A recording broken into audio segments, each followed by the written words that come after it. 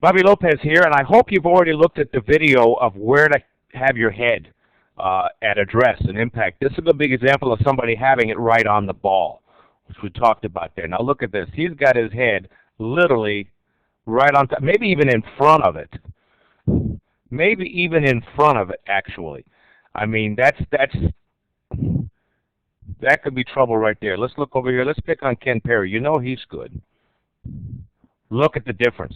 Look at his angle. Look at his angle this way. Look where his head is.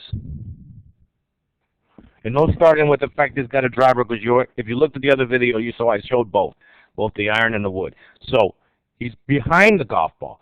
So now when this gentleman takes it back, he's literally trying like crazy to keep that head on the ball. That comes off just a little bit no matter how much he tries. But notice his angle and his tilt is a little bit this way. Watch what happens here. See, his angle and tilt is this way, and his head has even gone even further behind. So now with his head on the ball, watch what, oops, see this, watch, he gets a little bit forward. Now his head knows that he's on the golf ball. He doesn't know it, but his head knows it, but it doesn't tell it to him. What happens is it adjusts. So he'll actually pull straight up, which is actually pulling away. So here he pulls straight up to try and square the golf club up in time, and boy, he has a hard time. And look here, look how his left hand is showing here. He really has to sort of shovel it.